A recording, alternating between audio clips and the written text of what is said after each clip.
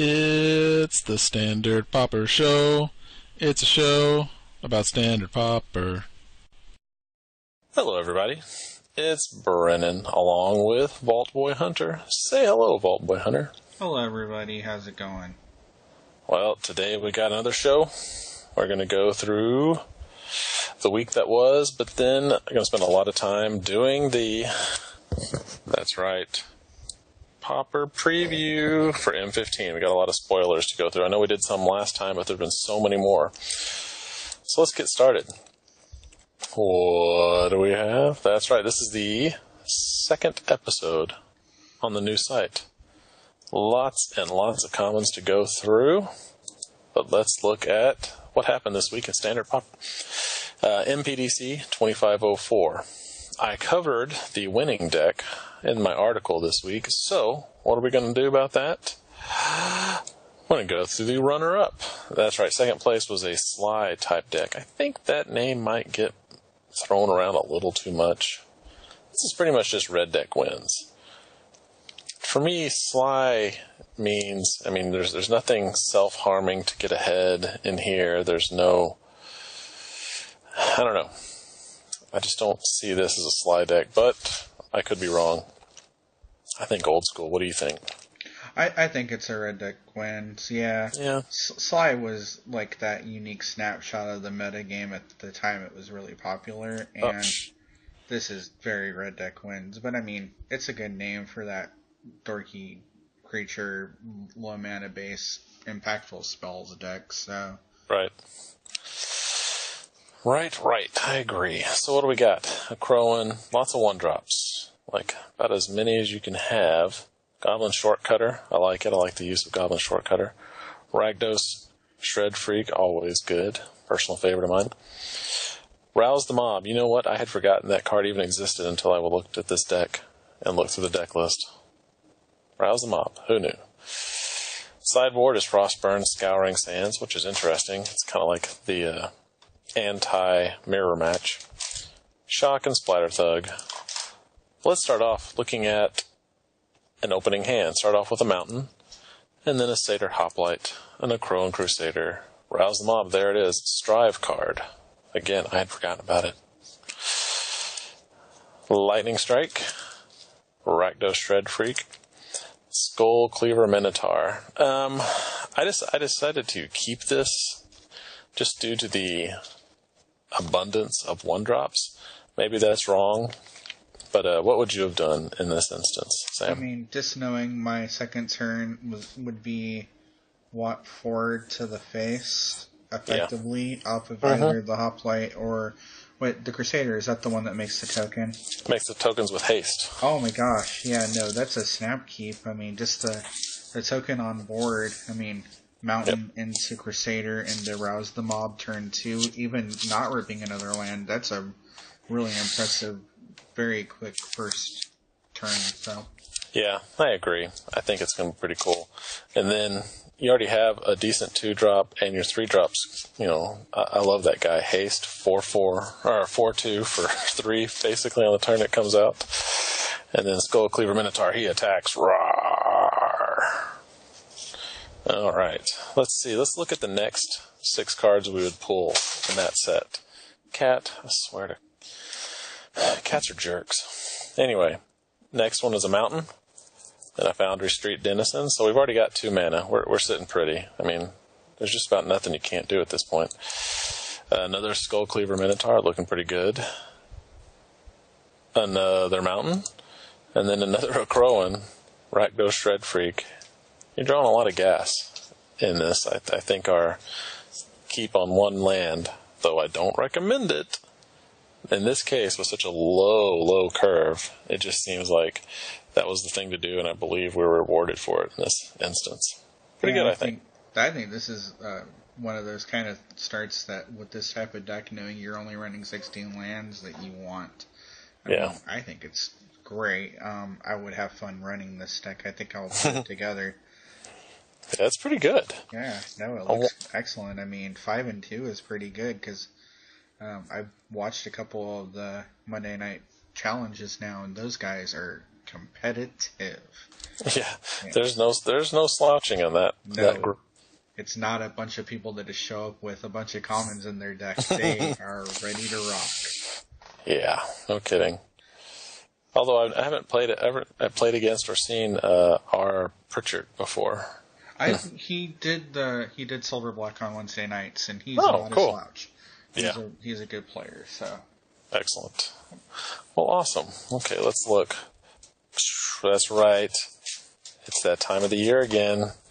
I guess we get like 4 of these a year now. 5 if they do a special set. Oh gosh, yeah. The only reason we didn't do a preview of the special set this time is because it was paper only. Or Vintage Masters, and it. I guess that would have been. Did we do anything for Vintage Masters? Nah, because it didn't. I didn't do anything because it didn't affect Standard Pauper. But yeah, plus it was just all straight reprints, and even with the shifts to rarity, it just didn't seem like, for the most part, we could do it right now. Battle Screech is awesome. Right. Prepare to see it a whole bunch. We're done. Yeah. I mean, it's just the fact that you can get those 4 birds for 4 mana. That's ridiculous. Yeah.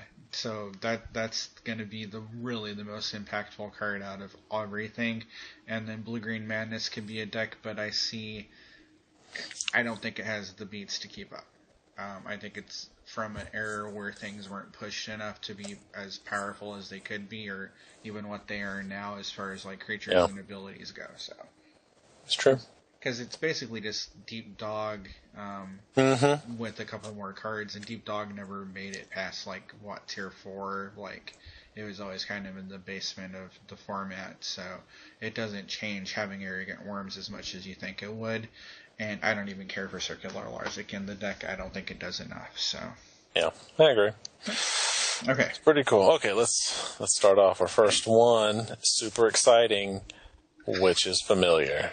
That's right. I know you're having a hard time containing yourself with the amount of excitement that a 2/3 for 3 gives you, but this will not see any play whatsoever in Standard Pauper.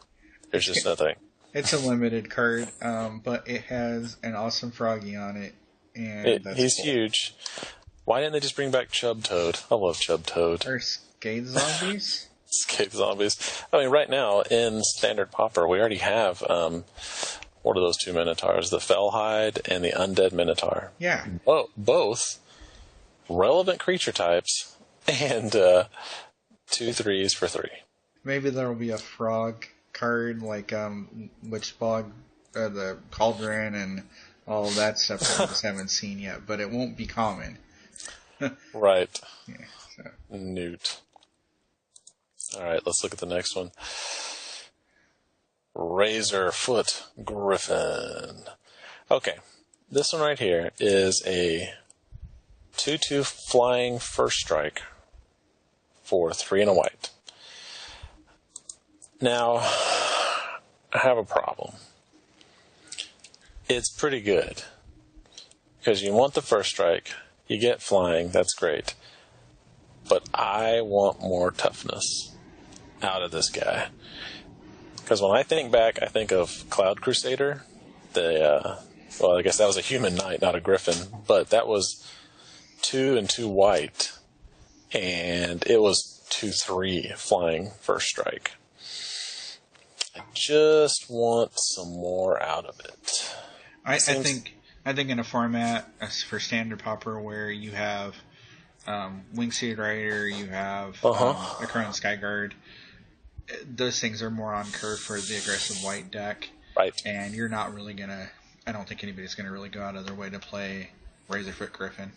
Yeah, no, it's 4 mana. We just a little more. Something. Gotta give me something, because we've got so much stuff that's growing. Like you said, the Wingsteed Rider. It just needs to be hit with one thing, and it outclasses this. Yeah. That's it. And that's only 3 mana. Yeah. Yeah, well. Anyway. And I mean, the 4th mana that you put into the Wingseed Rider is going to give it the counter, and it's going to beat whatever in the air or face even harder. So, yeah, no. Razorfoot Griffin, you're a pretty bird, but nobody's going to play you. Nobody. Bye-bye, Razor Griffin. Okay. See, here's the thing that I expect. this Sky Hunter Patrol is like what I expect. So, something like, and that was just in X or 10, I guess you want to call it, before M10. Sky Hunter Patrol was a flying first strike 2/3. Anyway, just throwing that up there as an example. And it's a cat knight.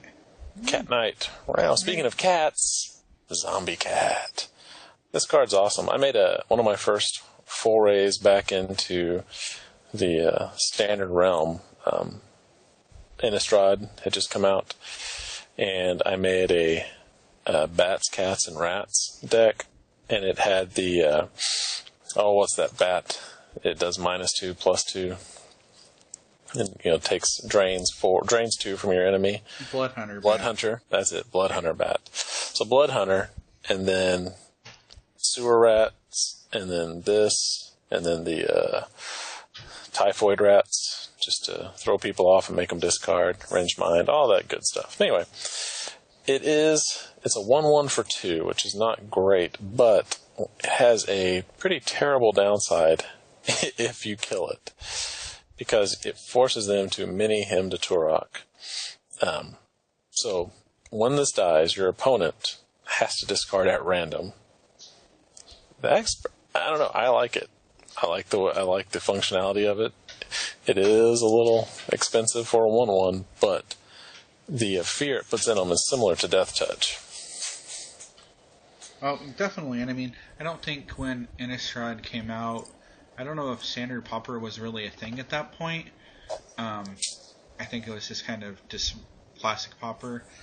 So I don't remember seeing this cat getting a lot of play. But it looks like M15 is going to be tricky enough that maybe this is going to be around a little bit more. And I mean, discarding at random is so much more. It has so much more impact than like a Ravenous Rat discard. Taking that choice away from your opponent it's powerful. It is. I think the cat could be around a little bit more. And the 1/1 actually makes it a little more effective as an attacker, because anything your opponent's going to block it with is going to kill it, and then they're going to suffer the effects. So. Right. And also like the art. It's awesome. It's almost like this cat can see me. Oh, I think he just blinked. It can, Brennan. It can see. Oh my God. Let's move on. It's freaking me out. It is. All right. This is a card I find interesting. I'll kind of get to that in a second. Miner's Bane, 4 and 2 red, so 6 mana. This thing better end games. But it has the ability, it's a 6/3, excuse me. It has this ability, for 2 and a red, it gets +1. But you think, that's pretty good for 2 and a red when you're attacking with it. You can make it a 7/3, but it also gains trample. That's good. So for the same casting cost, let's say you're throwing down 4 and 2 red, you attack with the next turn, you can potentially attack with an 8/3 trampler. I think that's pretty good. But that 6 mana that's going to take a long time to get to. I think it actually feels like a dangerous card. I don't know where it fits right now into the format, but I think it has too much upside not to at least be tried out. I mean, gains trample and power, and I mean, a 6/3 for 6 isn't a horrible starting place, especially in red. So I like it. I think it has the potential. And when I was playing the Standard Pauper Gauntlet, there was the Gruul Biggies. Your deck. My deck. I think this could have fit in there, because if you can ramp out, I kind of like this one better than the what's the worm that was the Gruul worm that came out? Yeah. Oh, what was he called? You know what I'm talking about? Yeah, it was just the big worm. Vanilla worm. Yeah, I put every green and red trample? 6 casting cost creature in the deck. So this would have been. I would have rather had this one. Yeah, no, this would have fit nice in that. So, yeah, I like it, and it's an elemental. I think so. Yeah, it's pretty cool. Yep. All right, let's move on to the next one. Hunter's Ambush. The picture is terrible, and I apologize, but Hunter's Ambush. It's a 2 and a green instant. Prevent all combat damage that be dealt by non-green creatures. This is an interesting card. One of the things I like about it is that it reminds me of Moon Mist. I ran a werewolf deck, and I loved Moon Mist. You transform all humans, prevent all combat damage that would be dealt this turn, other than by wolves and werewolves. And this is less specific because it just says non-green creatures. So, but it is I think of it only as a combat trick. I wouldn't run this as a main deck fog, but is 2 and a green too much for this kind of trick? I don't think. If you're already playing green. Well, I have a hard time saying that it is because it has a blowout factor.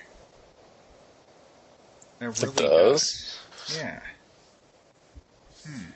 You could, and then if you do surprise somebody with it, so if you're running green, you're not. The odds are you're not running a weenie strategy. You may have a lot of creatures on board, but usually they're going to have a little bit more oomph to them. So I think there's a lot of potential for this to be a surprise. I wouldn't do like 4 of, but when you do get that surprise, you're gonna feel like a gambler, and you're gonna get the gambling bug. Oh, can I do it again? I don't know. I mean, how far away? I'm on the fence on this one.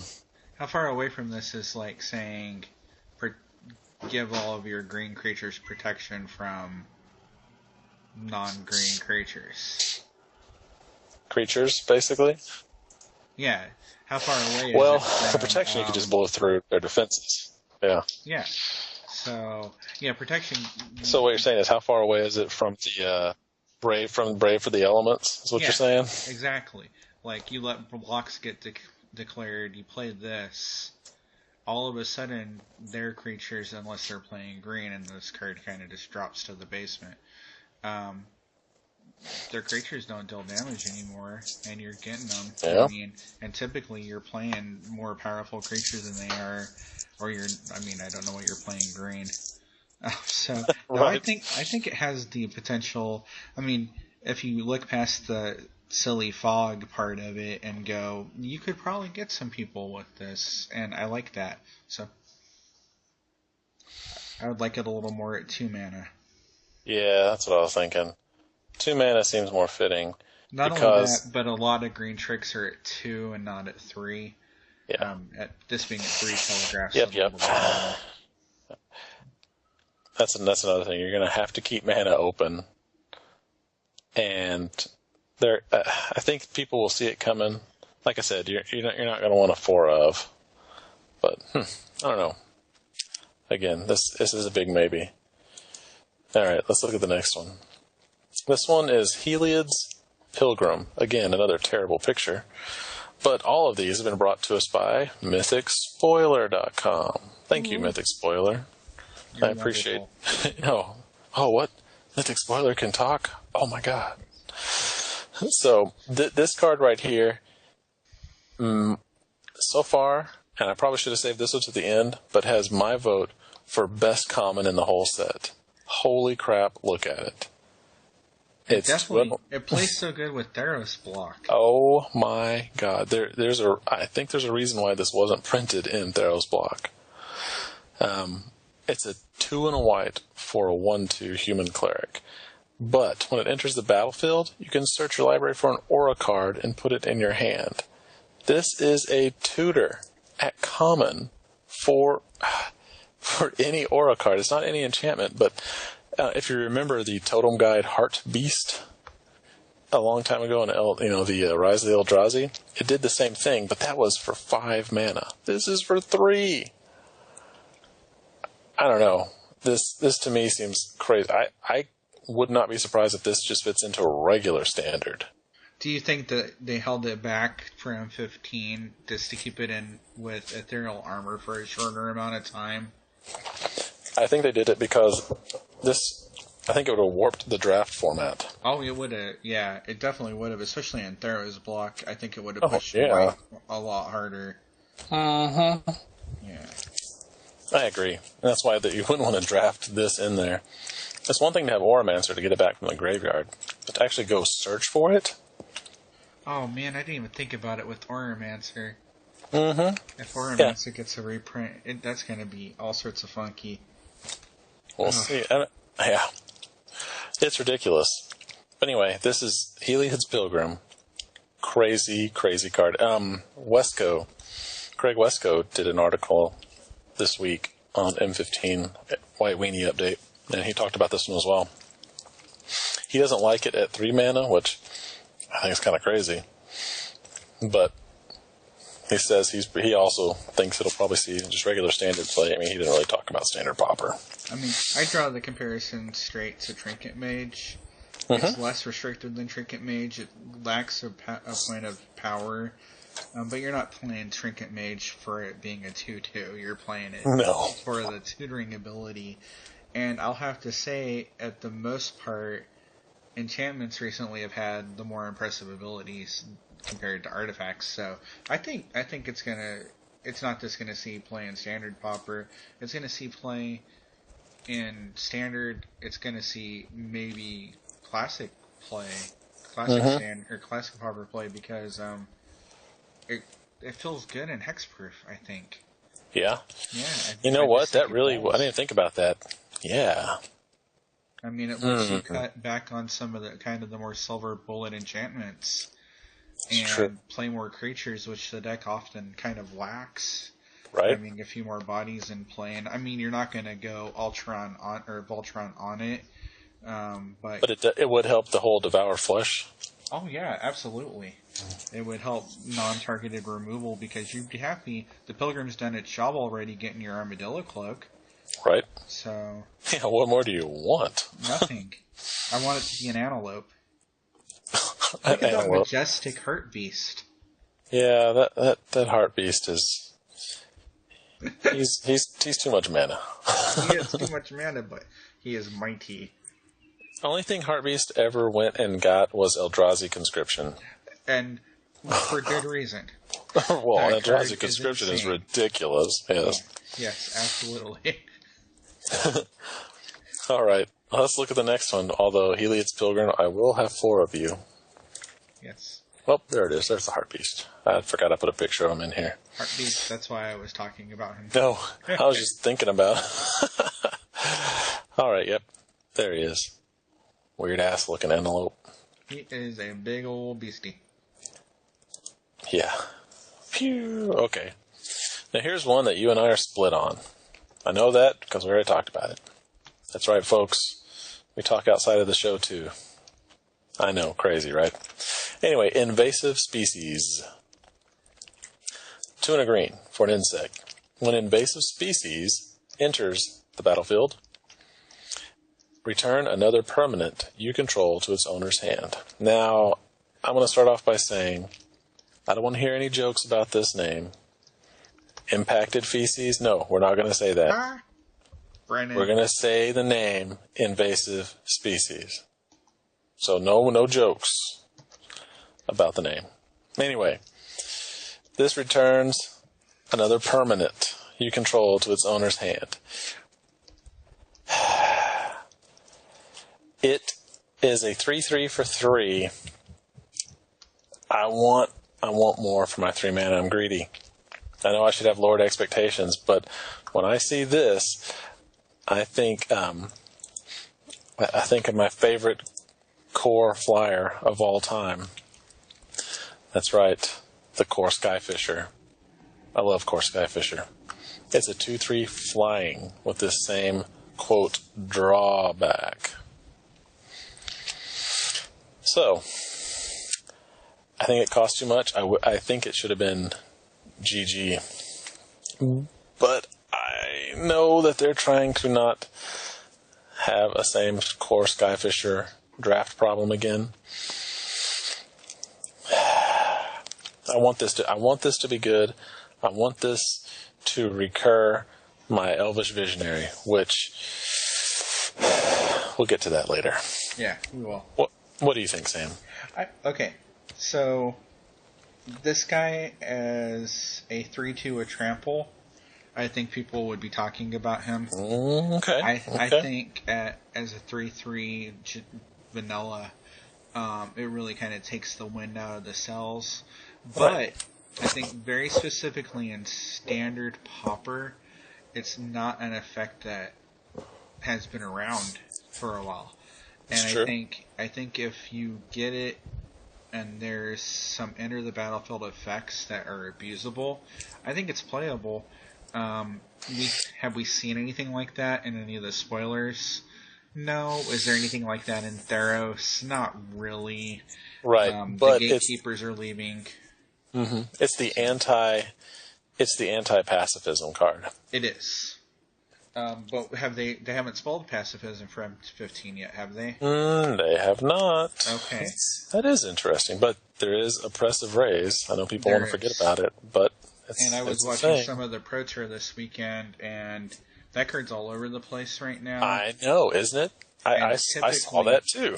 And typically, when something hits the Pro Tour, it kind of wakes people up a little bit on, hey, that card's not bad. Let's try it out in different formats. So no, I think Species, they probably had it at a higher power level at one point during testing, but they had to rein it in a little bit. You kind of feel that because it's the classic 3/3 for 3, which they don't typically do unless it's like on a flavor or something like that, like the Courser in the last core set going into Theros, stuff like that. But I like reusing enter the battlefield effects a ton. If you do it just once throughout the course of the game, you're getting so much value, and I think Species can enable that, but we need the effects to abuse. If there's not really anything to do, this card's not going to be seen. It's not going to see play. It just Centaur Healer is leaving, and that was the biggest 3-mana EBT that I know of that was in Standard Pauper for a while. I mean, I guess Gatekeepers are leaving. Gatekeepers leaving, but I think since Flicker, not a lot of people are using the Gatekeepers nearly as much as they used to. The white one's still great. Putting out an extra body is awesome. Yeah, and I think the black one is still great. I mean, they're all still great, whether they see a whole lot of play or not. I think since PK23 hasn't been playing so much, they probably have all fallen a little bit. But yeah, no, I think it really depends on what it can enable. But I mean, we've learned from Boros Kitty and Azorius Kitty, just abusing an enter the battlefield ability a couple times can really outpace you past your opponent like crazy. So it just depends. Yep. We shall see. You're probably right. It's probably going to be a penny.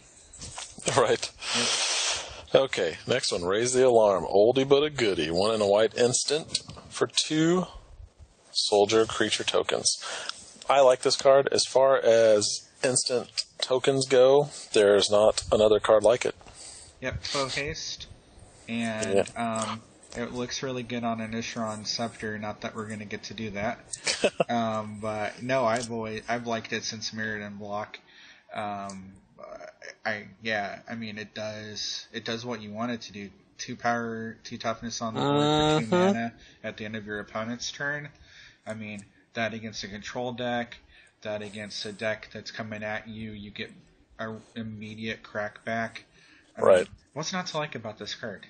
It's awesome. In every way that tokens are awesome, this is it. Because the only other instant that comes close in white is Master's Call, where you get 2 mirror. And in my article, I break down every instant and sorcery that produces usable tokens. I didn't include Eldrazi because of the whole, you actually have to do something to make them better, or they are just enablers for something better. So I didn't include them, but just included cards that, on their own, instants and sorceries that create tokens. This had one of the best curves ever. There's not really, even Krenko's Command and Dragon Fodder are both sorcery speed, just like Gather the Townsfolk. Now, Gather the Townsfolk does have the potential, if you're about to die, to give you 5 tokens, which blows the curve out of the water for everybody. But that's a very rare instance, and I guess it's possible that 5 tokens can save you, but they better not have anything evasive. My question is about that. Has anybody ever activated Fateful Hour? I have never seen it. I've never seen it. That's what I'm saying. It reminds me of the old Final Fantasy VIII technique. There's this one character that if you kept her at low critical life, like her spells were ridiculous. So everybody played with her almost dead, like the entire game, because she basically got all crits all the time.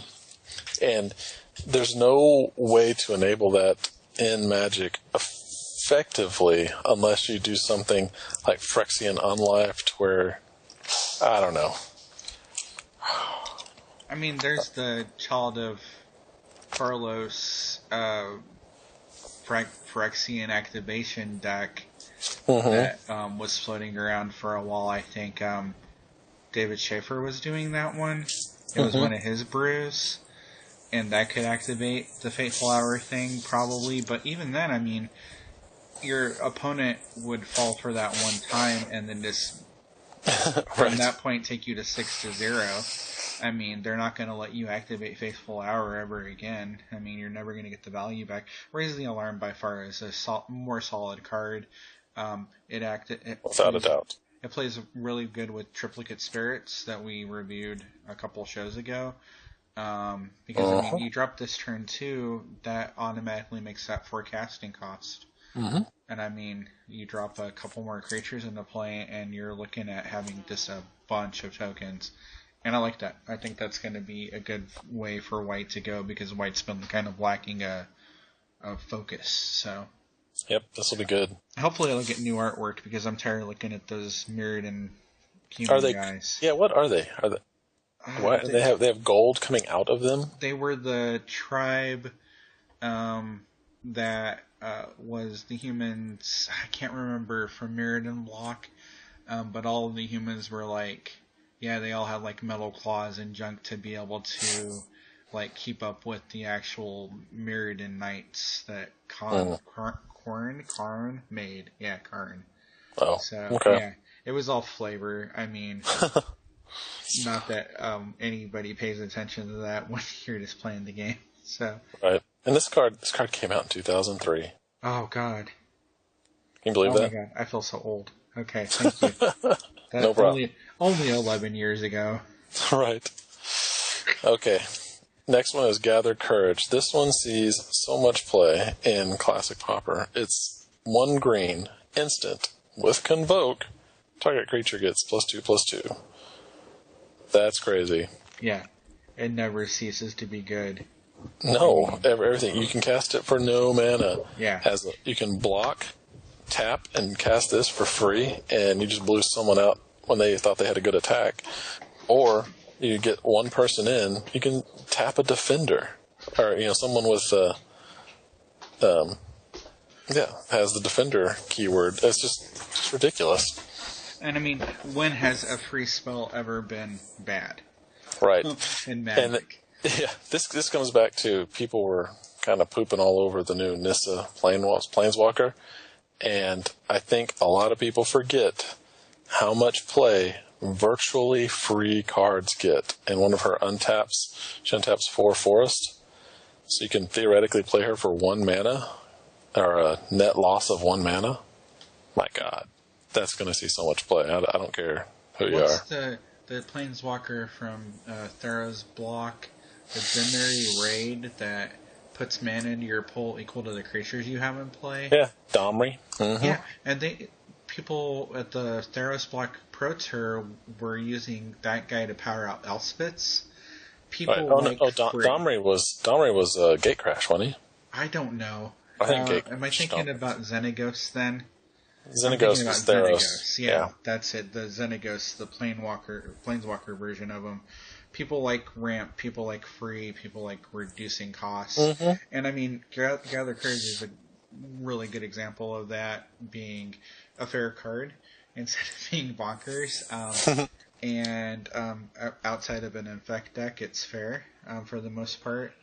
And I like it. I mean, I think it's a good card, and I'm glad I have a playset, even though I probably paid more than I needed to.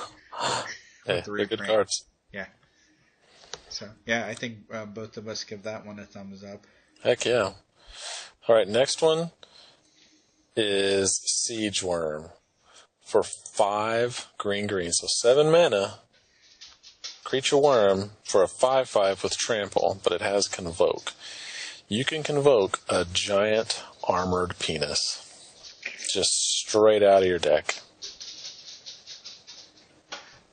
I could see this card maybe getting new art because it's grody, like, what, 2000 and whatever, 2005 art before they went, hey, let's make all the art look a little bit better, guys. We're trying to sell a game here, not have penis worms. Armored wieners. I remember my experience with this card from original Ravnica Block, and never ever wanting to play anything more than like 2 or 3 mana for it. So I have a tainted view of it. Yeah, but you have a tainted worm. Yeah, tainted worm view. You don't like to put taint worms in your deck. No, I mean it's not at the base of it. I mean, if you're playing it out for 4 mana, it's a great card. If you're playing it out for 5, 6 mana, it's not all that great. But we've already seen a pretty decent token strategy going on at the common level, and white-green seems to always really play nice with each other. So I could see some Siege Runes coming out. So I could see me trying to do it. Yeah, I know. You're going to put this Armored Wurm in your Biggies deck. I know you. Yeah. Okay. Well, let's see if the Biggies make some changes. We'll find out. Okay, next one. Selfless Cathar. 1 white for a 1/1. Human Cleric. But you have, for 1 and a white, you can sacrifice the Cathar to give all your creatures +1/+1 until end of turn. This is actually a pretty good effect. For 1 mana, I think it's pretty good. I like it. I remember playing it during Innistrad Block, and again, tokens, the ability to pump them in a mass effect like this isn't bad at all. So no, and I know 1/1 for 1 is not the curve you're looking for, but I think there's a lot of upside to this one. I mean, just imagine playing him on turn 4 and just blowing him up. Yep, it's true. Especially in the weenie strategy. I mean, if we get a bunch of tokens out there, giving them all +1/+1 is ridiculous. Yeah, Anthem for 3 mana. Yeah, no, I don't see a downside in that sort of strategy at all. Yeah. I agree. Oh, and you don't have to tap them to make that happen. FYI. Yeah, so maybe if there's something that's convoked too. Yeah, you can use it to power out triplicate spirits, and then use it to protect them from a 1 casting cost poke. Yeah. So, yeah. It's awesome. Like it. Me too. Okay, let's look at the next one. Heat Ray from Rise the Eldrazi. Instant. Red and X. Heat Ray deals X damage to target creature. I have become spoiled in that things that just affect creatures, other than like, what are some of the spells? But just affecting creatures, I'm probably not going to put it in my deck. It would need to be able to hit a player as well for me to run it. To produce the Flame Slash effect, you have to spend 5 mana. Right. I hope they keep the same flavor text and artwork because it's awesome. Yeah, I'm not sure if there was a mouth, right? Yeah, I'm not sure if there was a mouth. But no, I mean, this is just one of those quintessential limited cards. It really is. They include stuff like this because limited needs decent removal, but not great. Right. It's the R in bread. Yeah, exactly. It's the R in bread. So, yeah, no, not a lot to say about it. I mean, it's not really gonna, it's not impactful or adaptable enough to really see any play. Yep. All right, next one is Peel from a Reality. 1 in a blue instant. Return a creature you control and a target creature you don't control to their owner's hands. I like this card with anything I have that has an EVT. So, if I was playing maybe, I don't know, blue-white, and I targeted my Heliod's Pilgrim, that I can deal with. I don't know if it's sort of an unsummon, but we're going to need to see some more EVTs to, or ETB, excuse me, EBT. I don't even know what the heck that is. Enter battlefield. Yeah. So anyway, the thing about this card is this is the third printing of it. It was in OG Ravnica, Abyssin Restored, and now M14. And M15, whatever. M15, yeah. M15. And I just don't think I've ever seen it really get played outside of the draft environment. Yeah. So I'm just not... I want to love it because I love this type of effect. I like bouncing something of yours, being able to recur something of mine, value, getting to recoup the cost of the card, because getting the card back in hand for you a lot of the time is going to lead to you gaining more value from what you're playing. And it's reasonably costed, and it's an instant. I see. It's never really seemed to do enough. Right. Yeah, so...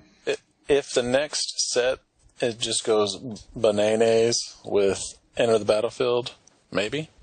But until then, I think it'll have limited C and Standard Pauper. Yeah, I mean, right now, Voyage's End is out there, and Scry 1 is infinitely more useful a lot of the times.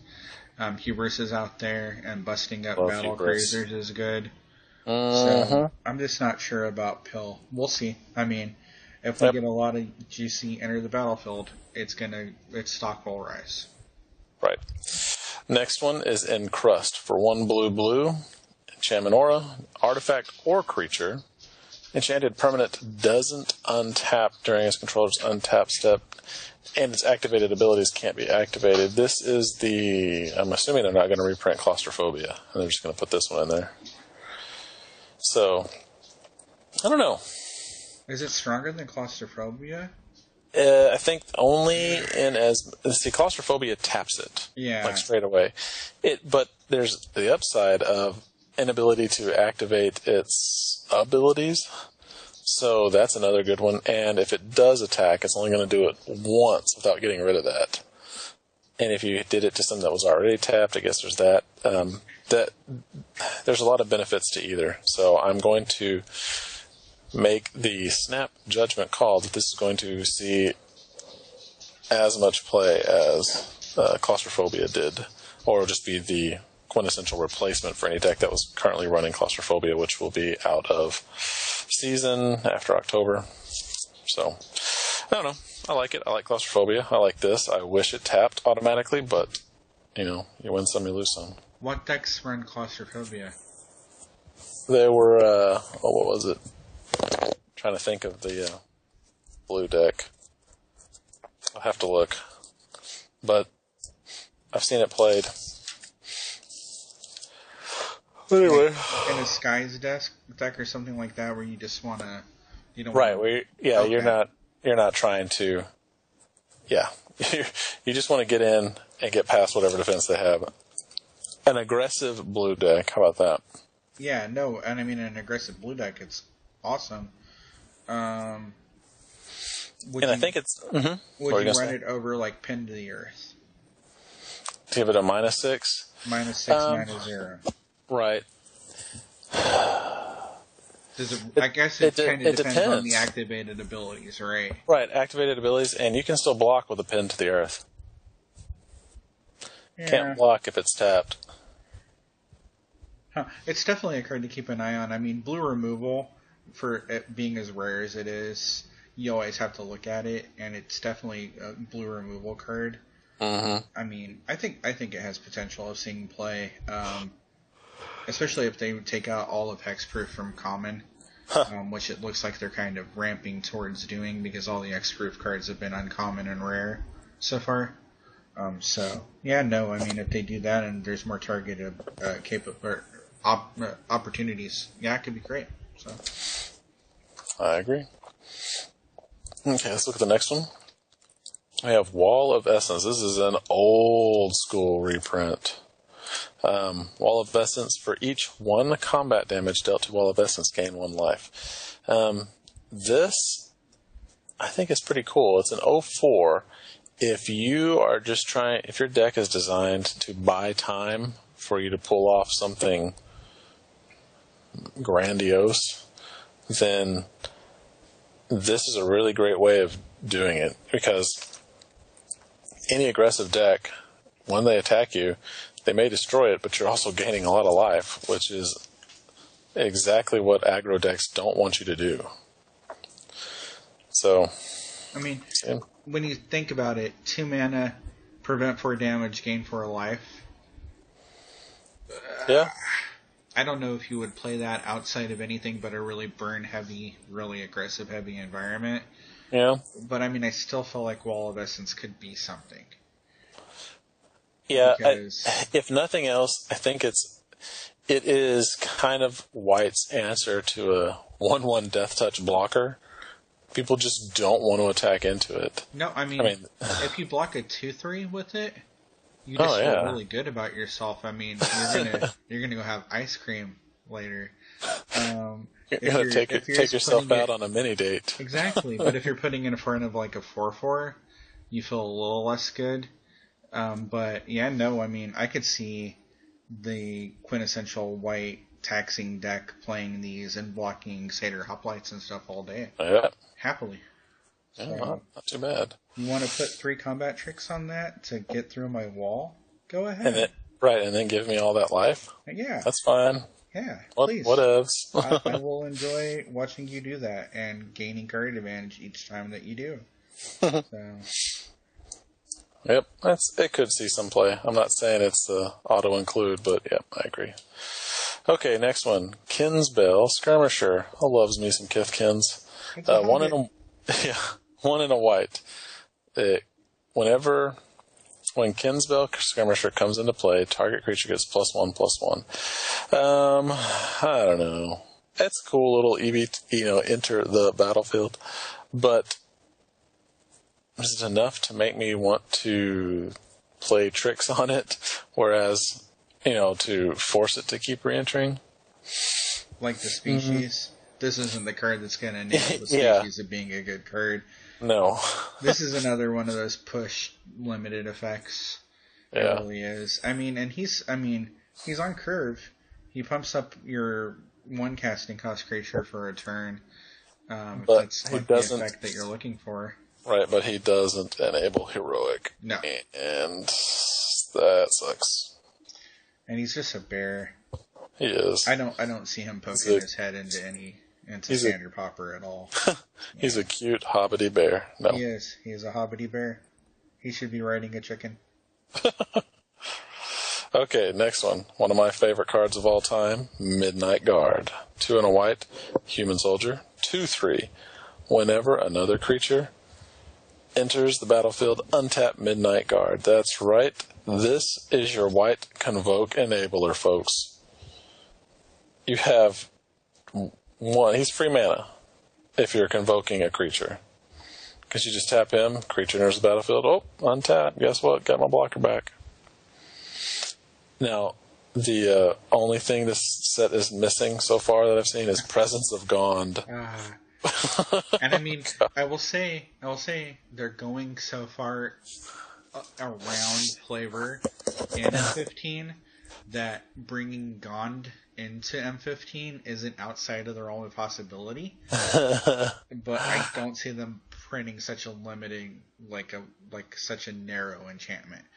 But it would be awesome because when I started playing Magic again and playing Paper Pauper, I built a Presence of Gond deck, and I never won with it, but I did go infinite a few times. God, it's so awesome. Yeah, I know. It is. It's so cool. It's a ridiculous, you gotta have a lot of things go right to make that happen. But when you do, You love it. You do. It's awesome. It's so cool. Yeah, all right. Next one. Tireless Missionaries. Tireless Missionaries are 4 and a white. Gain 3 life. Just yuck. Absolutely no. Even at a 2/3, I mean... No. Centaur Healer was only 3 mana. And this is 5! There's the white card from Theros that if you have a creature in play with a counter on it, you gain 3 life and it's 3 mana. And nobody's playing that. No. And for good reason. There's no reason to play. No. It's a stupid card. I don't know. Maybe somebody has used limited, I guess. Would I play this card?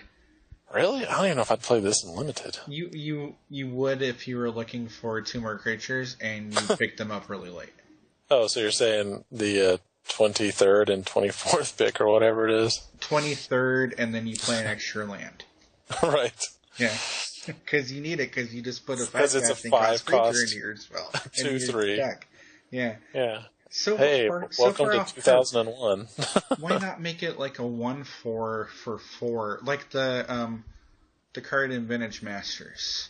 The Treferi's Chosen or whatever it is. Mm-hmm. Forecasting costs 4 life, 1/4. That card is pretty decent. It's effectively a wall. And I know... I don't even want to say that we don't get that power level at common anymore because that's not a powerful card. But it's a solid card. But you wouldn't play it in Standard Pauper. You wouldn't play this in Standard Pauper. No. Yeah, speaking of things you're not going to play in Standard Pauper. Fugitive Wizard. 1 blue, 1/1. Do we even need to talk about this card? I don't understand. I just don't understand when this... Like, what part of R&D went, hey... Let's put this card into M15 because... But, hey, remember when this card was so awesome and everybody's like, no? Yeah. Do you think it's going to have an impact anywhere? No. I could see this being last picks in draft. And I don't think anybody's going to look at this and go, let's put this into my mono blue deck. No. So. If you're obsessive with curve, maybe. But, yeah, anyway. Moving on. That's so stupid. Cloudfin Raptor. Yeah, that's a good 1-drop. Yeah, and look, while it remains legal. Right. And also, speaking of Cloudfin Raptor and good low mana cost cards, Welkin Turn, a 1 and a blue flyer. 2/1 flyer. I know it can only block creatures with flying, but Welkin Turn's a good card. Put in your mono blue flyers, go to town. No, I mean, no argument there. Its drawback isn't really a drawback in the deck you want to play it in because you're going to be attacking every turn. Yes, exactly. You're not holding them back. It would be ridiculous to hold them back. All right. Let's look at the next one. Okay, a little controversy here. Gravedigger. Great card. However, rumor has it, this card, uncommon this time. I'm so upset. I'm just... Oh, I hate it. I just hate it. I love Gravedigger. I was so happy to finally get it back after not having it for a couple of years. And then I'm driving up to get lunch on Friday from a nice Cajun restaurant, getting a po' boy and some gumbo. And I look at MTG Salvation, and I see the headline, Gravedigger is an uncommon. And then Brennon emails me, Gravedigger is an uncommon. I know, I ruined your lunch.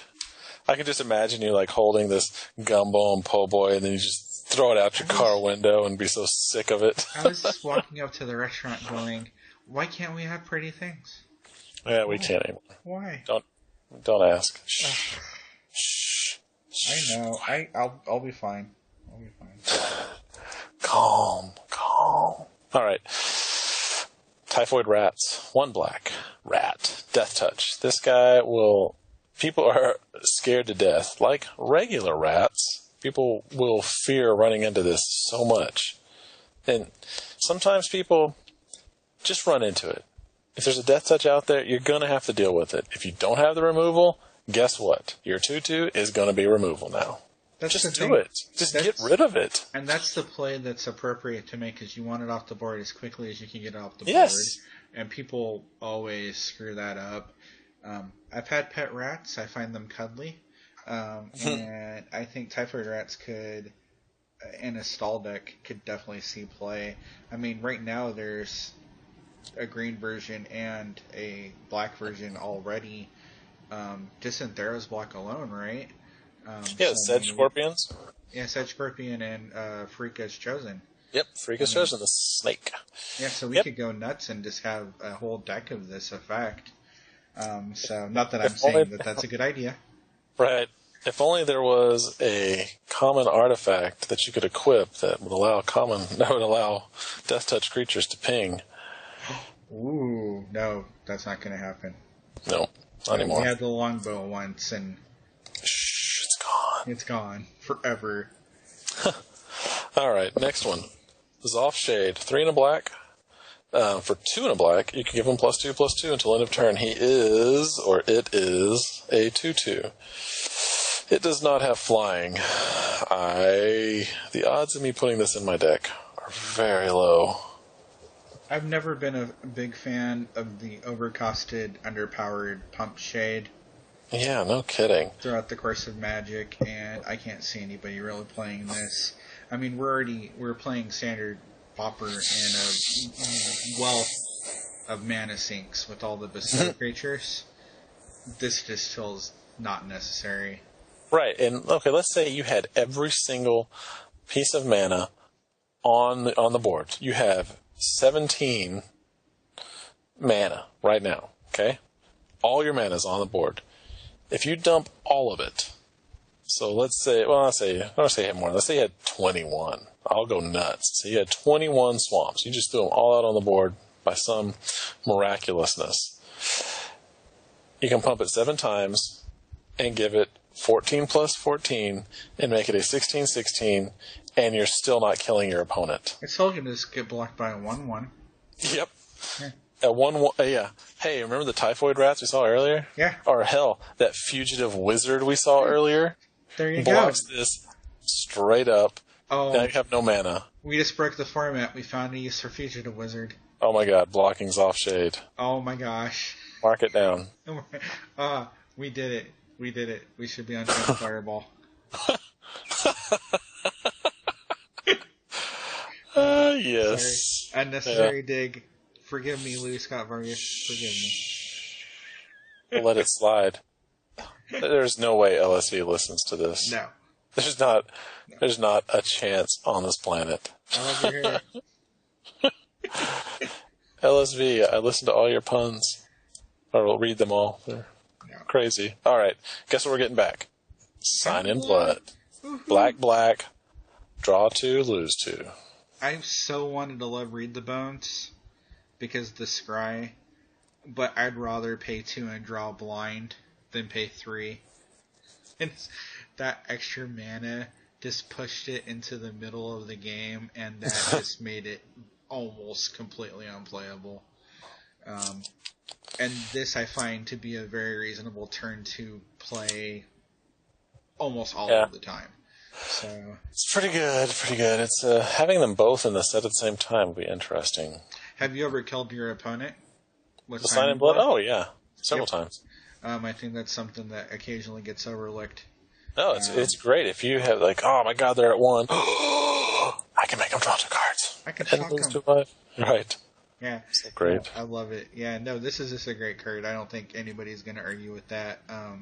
Yeah, no. Sign in Blood. Classic. Oldie but a goodie. I'm glad to have it back. Yep, me too. All right, next one. Goblin Rough Rider. 2 and a red. It's a 3/2. That's it. Vanilla. I got nothing for this one. My thing is, okay, it's a Goblin Knight, which I don't think I've ever seen before. Don't you just feel flavor-wise that it should have, if you have an even amount of lands, Goblin Knight or Goblin Rough Rider deals 30 damage to you or something as a drawback? Don't you just think, it should explode itself when you attack or something? Just oh man, I think they missed an opportunity. But no. Yeah, it's just weird. And the thing, okay. Generic creature, so. It is. Okay. Who is the artist on this card? Let me look. It's kind of hard to see. Jesper Edgesing? Yes. Edgesing? Okay. Jesper. Again, someone who's not listening to this, but what the hell? Seriously. Okay, let's say you have millions of years of evolution. It's giving you goblins that are equipped mentally enough to ride giant creatures. This giant creature cannot exist. How is it ever closing its mouth to eat? This is... I cannot stand when... I guess they're going for an over-the-top, oh my god, it's so crazy looking. But I hate when artists make mouths like this on creatures. This can't exist in real life. I know we're saying... I'm talking about real life and goblins, but seriously... There's nothing like this. The closest thing is the what's that thing called? The hobgoblin shark that's near Japan or whatever that has a weird kind of derpy looking mouth. But even then, its mouth looks like it could reasonably close. I know I'm going on a rant on something that will never change, but I can't stand it when they make ridiculous anatomical decisions like this on creatures. But that's just my rant. That's Brennan's Art Corner for the week, folks. It is. And Jesper, if you want to have it out with me, we can talk. Yeah, you want to come on the show. Yeah, I will criticize this creature's mouth while you're listening to me. I might buy some of your art. Let's see. Thundering Giant. Yep. 3 red. Haste. I like it. I love haste creatures that are big. Mark Zug. Decent art. See? Unlike Goblin Knight, this conveys a message. Big dude, hunched over. I get it. Club. He has a club. Anyway, it's a 4/3 haster for 5. Might be a little too much mana, but the idea is good. I just don't know if I'm going to pay 5 mana for this. With low toughness like that, I kind of see it as removal. Right, and if it was, again, like you said, toughness, if it was 4/4, that puts it out of lightning strike range. Or it puts it so it can't just be chumped by like a 2-drop or a 3-drop. And that's kind of where it's at. But I mean, I don't mind running it into a 3-drop most of the time, I guess. But let's be honest, it's really not going to see any play. No. No, it won't. Not at the casting cost. I like the idea, but no, not for 5 mana. Yeah, I love shutting down sorcery speed removal too with haste, but it's just not. It's not good enough. Nope. All right, next one. Rummaging Goblin, 2 and a red for a 1/1 has rummage. Tap, discard, draw card. Remember when looters used to be fun and good? And blue. Let's not forget that they used to be blue. Remember, blue is draw card, discard. Yes. Red is discard, draw card. Which I guess you could set up to be... I mean, this guy was recently reprinted, right? And it didn't really see any play anywhere. No, it didn't. So I just can't imagine he's going to see any play now. Doubtful. Doesn't seem likely. Nope. I don't think so. Now I we don't come like to playing 3 mana for a 1/1 for really any reason, so... Alright. Now, here's a 5 casting cost that we can talk about. It's 3 green, Charging Rhino. It's a 4/4 for 5. Still for green, I expect 4/4s for 4. But Charging Rhino can't be blocked by more than 1 creature. That's interesting. Is it good enough? I don't know. He doesn't have Trample, which gives me concern. But it is kind of an evasion, but not really. I don't know. What do you think? If it had, like I said, right, if it had Trample, then you're golden. Yeah. But 5 mana for a 4/4. If it had Trample, you're trying to ramp this guy into play on turn 3. Oh yeah, because you wanna spit this guy out and start running into their 1 creature that's gonna block it. That's gonna chump it, and you're still gonna bleed through. Mm-hmm. Without Trample, it just feels really weak in the 5 slot. Yeah. It just does. Yep, feels weak in the slot. I'm sorry, M15. I really like you. Yeah. Oh, we do. We kid because we care. Yes. All right. The next one, Seismic Strike. 2 and a red, instant. Deals damage to target creature equal to the number of mountains you control. How many mountains do you have to have in play for this to be worth 3 mana to just a creature? To kill charging Rhino, discharging Rhino, you have to wait until turn 4, be playing mono red, not miss a land drop. And not cast anything. Or cast a 1 casting cost spell in addition. Right, okay. It just doesn't feel good. It just doesn't feel like something that you're going to want to do. Yeah, I don't know. And since it's target and not each, also. I don't want this. We talked a little bit ago about not really caring for cards that don't have the flexibility of doming. Yes, it's got to be dome them. Dome them out. I got that loading ready run button that says dome them out. I was happy about that. Those guys are fun. Well, yes, they're awesome. Yes. Speaking of fun, Titanic Growth, 1 and a green, instant. That's not really fun, but whatever. Target creature gets +4/+4 until end of turn. It's not a bad combat trick right there. Give me Giant Growth. Yeah, 1 green for 3/3. Yeah, I'll happily take the -1/-1 for 1 mana because it's way less telegraphed. You don't telegraph it. I mean, you have a forest untapped. I didn't have a 1 casting cost spell to play, but boom, I got you anyway. Yeah, I know, but this is probably going to be... They're not going to print Giant Growth and Titanic Growth in the same... Yeah, no. And I mean, the last time they printed Giant Growth was Gate Crash? No, original Ravnica. Oh, no, I'm sorry. Return to Ravnica. Was it in Return to Ravnica? I thought it was in Gate Crash. Pretty sure it's Return to Ravnica. Okay, it was one of the new Ravnica Block sets, and it didn't really see any play anywhere, did it? Giant Growth? No. No, and I mean, this with the Convoke pump spell... that'd be kind of cool. I mean, I just think the Convoke pump spell is probably stronger. Oh, exactly. You know what they need to reprint? No. Might of Old Krosa. See, I wasn't playing. No, is that Kamigawa? Around the same time, but it's Time Spiral. Okay, no, I don't think I played with that. It's awesome. It's a instant for 1 green. You get +2/+2, but if you cast it during main phase, you get 4/4. Wow. For 1 green. That's over the top. They should definitely reprint that. I don't even think it's that far off. Although I guess it was uncommon. Crap. Oh well. Still, not bad. I like the card. All right, let's look at what's happening next. Inspired Charge, 2 white, instant. All creatures get +2/+1. I don't understand why they can't. Why it's not just +2/+2. For 4 mana. For 4 mana. That's a hell of a lot of mana. I mean, when was this last reprinted? This is a reprint, isn't it? I think Inspired Charge is not a reprint. I think it's a new card, isn't it? Is it? Okay, it might be. Here. Okay, I am too.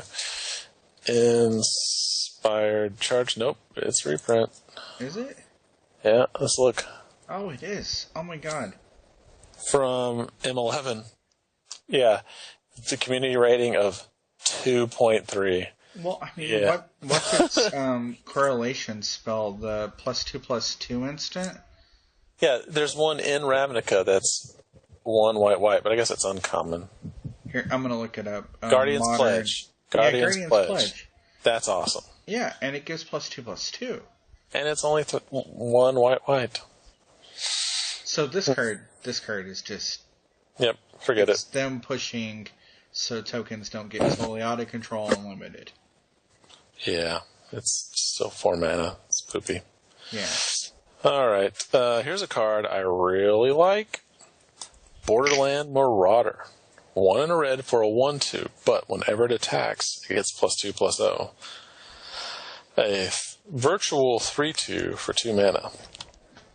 I like it. It's not going to block much, but why would you be blocking with this creature when you definitely want to attack with it? I think in the aggro deck, and let's face it, that's what red wants to be. You're not blocking, you're swinging, and I draw kind of a correlation to Kragma Butcher. Yep. Without having to have the untap to get inspired. So, and Just it's on curve in that deck. So good. Yeah, no, I like it a whole bunch. This is one of the ones I hadn't seen before tonight, so. Well, I'm glad we got to share this moment together. And Sam. the art is a lady with an eye patch holding an axe, so it's obviously awesome. Right, who doesn't like that? Oh my god, I just refreshed. Guess what's getting reprinted? Holy shit. What? Court of Calling. Oh, seriously? Yeah. Yeah. I had oh read my god. I had read that was one of the rumored cards because of Convoke. Yeah. So that's going to be something. Guess who's buying a box? Nope, it's a rare. Oh, they left it at rare. Wow, that's pretty good. I mean, you can't really argue with that. All right, heard it here first on the Pauper Show, folks. Or you saw it on MTG Salvation like 20 minutes ago. Right. Or you're going, guys, can't you release your podcast? Is this a podcast? Not really. Your video sooner? Psh, losers. Anyway, let's look at what happens next after Mortal and Marauder. Not Minotaur. Something that I'm having a hard time putting my head around. Chrono Stutter. 5 in a blue instant. I'm assuming since it's 6 mana in blue, it's going to win me the game or draw me like 20 cards, right? Let's look at what it does. Put target creature into owner's library second from the top. What a pile of crap. What I don't understand, I don't like the casting cost. I love the first part of the effect, but isn't it just so much more effective, Chittering Rat style? Yeah, either right. Top.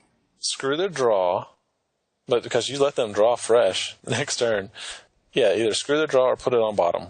Who knows what they have on top of the deck? Right, they could have something way better. It's so much better knowing. Right, I agree. This is no one's going to play this anyway. No. Let's see what's next. I like this card too. Krinko's Enforcer, 1 red, Goblin 2/2, but it has Intimidate. It's cool, but is it enough? I think this is our replacement Blade Tusk 4. Oh. I don't think they're doing Blade Tusk 4 again.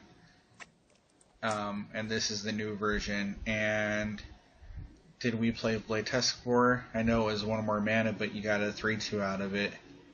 Yeah, that's true. Maybe, and I haven't seen it in forever. I mean, if we did, I don't even remember it. And like mono red, you're going to play Kragma Butchers. You're going to play the guy that was in the slide deck at the 3 slot.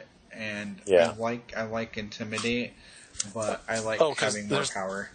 Right, there's the Unleash that'll get you a 3/4. Yeah. 3 mana. Yeah. Yeah, or Splatter Thug. Yeah. The one that gets you first strike 3/3. Yeah. So I mean, that's better. There's just so much more powerful options in that spot. So. But I wonder. I mean, those are everything we named is rotating. Well, the ones I knew were all Theros block, I thought. Yeah. Which one? I guess the Kragmas. Yeah, those Minotaurs are. They're staying in. Yeah, so. Yeah, let's leave them. They're good.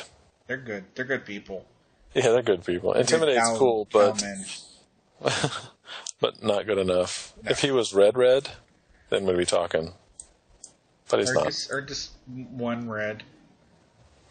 That'd probably asking too much for red, though. Yeah, it is. Speaking of asking too much, Nimbus of the Isles, 4 in a blue. Is this a reprint from Avacyn?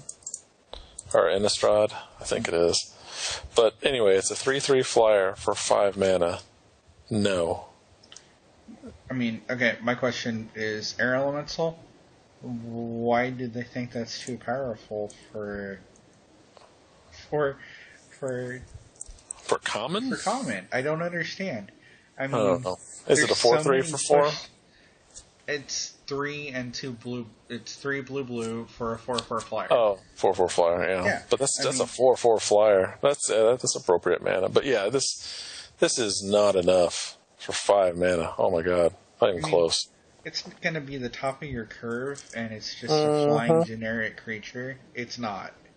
It's not what you want to do. I'd rather, pay 1 more mana and play Rise of Eagles and Scry and all of that good stuff? You get 2/2s.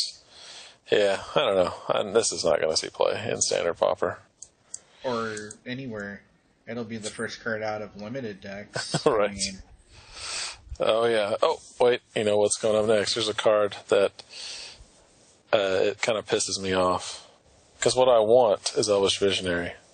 But what we get is Shaman of the Spring, which is a striped bear. 3 and a green. Elf Shaman. When Shaman of Spring enters the battlefield, draw a card. It's a 2/2 for 4 mana. I want to rip it up. I want to play it and draw a card off of it. But for 4 mana? Really? I want to draw a card when I play a creature. Yeah, but only get a 2/2. My thing is, I think it would be a lot more attractive if it was a 3/3. Oh, yeah. 2/3. But I could see turn 1 land dork, turn 2 Elfmer. Okay. Ramp into this turn 3, make it a little more palatable, draw a card, gain a little advantage. I'm not saying that anybody's ever going to do that. Right, but that's all you'd be doing. You wouldn't be attacking for like 4 turns. Every now and again, I kind of want to drive to Renton and go, give us back our Elvish Visionaries. Seriously. Please. Well, Please. Give it us was back. just in. It's such a simple, pretty, nice design, and we don't get that anymore. But, yeah, no, I think it's not going to have any impact anywhere, really. So. No, it's not enough. Nope. Not enough. We demand more. Alright. Here's another one. Fester Gloom. 2 and a black for sorcery. Non-black creatures get -1/-1 until end of turn. Usually the ones that do this affect all creatures, but what you get is the black version of Holy Light. Or it's a conditional shrivel for 1 more mana. Right. Well, Holy Light was 2 and a white. And all non-white creatures get -1/-1. Wasn't Holy Light an instant? Yeah, this is sorcery. Yeah, so all the way around. I mean, it fills a role, but it's not the most attractive version of it. No, it's another anti-token card. Excuse me. While like Electrolyze is around, I don't think you could really play it. You mean like Trickery? Trickery. Oh, God, Electrolyze is around? I'm sorry, I cited a much more powerful card than Electrickery. Yeah. Electrolyze is badass. Electrolyze, you kind of want to rub your mustache on its mustache. I want it to tickle my cheek. I do. It's pretty. It's a pretty little. Okay. Oh, man. Okay, next one. Research Assistant. 1 and a blue for a 1/3. But for 3 and a blue, tap, you can draw a card, then discard a card. Did this see any play? It's a looter that cost a crap load. Why does that card even have an activation cost? It shouldn't. It should be tapped to do that, but it's not. It's Merfolk Looter, but not as good. I don't even know what to say about it. This was in Innistrad. Let me see. Research Assistant. This is a reprint. I know. Research S. Is it? Uh-oh, maybe it's not. I think this is a new card. Oh my god, it's a new card. So this is what they want looting to look like now. Oh, cheese and crackers. Wow. I thought this was a reprint. No. So Wizards. Seriously?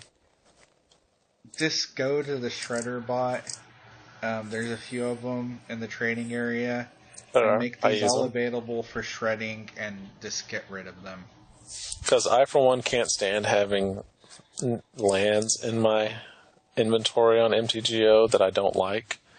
So whenever I ever come across lands in my travels, I shred them instantly. Or if Wizards decides to give us another set of lands to make up for people not getting the right lands in their drafts or whatever. I hate that. I can't. I don't want your crappy one-up foil planes. I went and I bought 20 foil of each lands in sets that I like the art of. Yeah. And it's impossible to get them into my deck. All the same lands. That's what I like to do. Set them, go to Shredder. That's what I said about mine too. And so, Research Assistant, shred them. Don't play them, guys. Come on. Don't let Wizards treat us like this. No, don't let them win. You are better than that. It was a free effect, just 2 years ago, guys. Come on. You deserve to be treated like the strong, confident women you are. Yes. And you do not need this bullcrap in your life. No. This should be free. You deserve better. You deserve to be loved. Exactly. Yes. So. Well, that brings us to the end, Sam. The end? Excellent. The end. So, we might have some more next week. Not sure. I think we have to. I think there's a few more commons left to spoil. Next Friday, the full spoiler will be up. Ah, cool. And we'll reconvene with the remainder of the... The dude who did the land article last Friday said, I won't have a card because we're just putting the whole spoiler up. Oh, okay. So... Is that 2 weeks in advance? Wow, okay. The pre-release is... Yeah, gosh, that does seem early. Yeah, 2 weeks. They usually do it 1 week. Wow. Maybe I read it wrong because next Friday is the 4th. So maybe he was talking about the 11th because they normally don't put anything up on holidays. Well, but they post on I don't know, whatever. Yeah, we'll see. It would be anyway, nice. Yep. Okay. Both Sam and I write for MagicGatheringStrat.com. Come on. View the website. It's awesome. We got lots of cool stuff out there. This is already on Magic Gathering Strat channel on YouTube. Go ahead and click subscribe. Like this video. It's great. We got Twitter. I don't even know why I put TwitchTV up there anymore. Someone said they wanted to stream.